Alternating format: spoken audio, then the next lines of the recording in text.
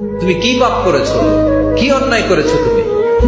তুমি জানো না আমার রব কত মেহেরবান, তিনি কত দয়ালু, তিনি ভালোবাসার আধার, তিনি করুণার আধার। তোমার পাপ অন্যায় যদি হয় খালের পানির সমান, বিলের পানির সমান, আমার আল্লাহর দয়া সাগরের পানির সমান।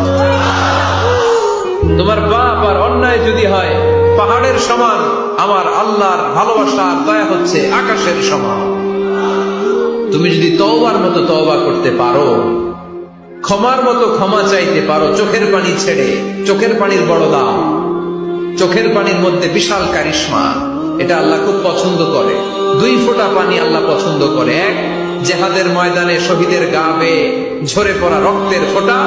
2 হচ্ছে অনুতপ্ত বান্দার চোখের পানির ফোঁটা। তুমি সুন্দরী, তুমি অনন্যা, তুমি সুস্নিগ্ধা, তুমি প্রিয়ংবদা, তুমি সুহাসিনী, তুমি সুকেশিনী, তুমি সুভাষিনী, তুমি অসূর্যম পোষা, মেঘ কালো কেশ, কাজল কালো চুল, হরিণের মতো ডাগর ডাগর দুটি তোমার চোখ। চোখের পানির এত কারিশমা, অনুতপ্ত বান্দা যখন কেঁদে কেঁদে চোখের পানি ছড়ায়, তার চোখের পানি চোখ বেয়ে নাকের ডগা বেয়ে মাটিতে পড়ার আগে ওই বান্দার সব গুণ আল্লাহ মাফ করে দেয়। অনেকে বলে নবীদের মধ্যে ইউসুফ আলাইহিস সালাম বেশি সুন্দর ছিল, কিন্তু আমার নবীর চেয়ে বেশি সুন্দর। বিশ্বনবী বলতেন, আনা মালিহ ওয়া আখি ইউসুফ সাবিহ, আমি হচ্ছি মালিহ, মিলহান মানে লবণ, লবণ থেকে লাবণ্যময়ী। আমার নবী ছিল লাবণ্যময় সুন্দর, আর ইউসুফ আলাইহিস সালাম ছিলেন সাবিহ, ধবধবে সাদা সুন্দর। দেখতে ভালো লাগে কোনটা? এদিকে লাবণ্যময় সুন্দর, এদিকে সাদা সুন্দর, ভালো লাগে কোনটা?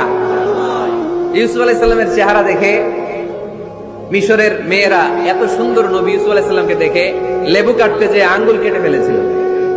কোরআনে এই কথা আছে না নাই?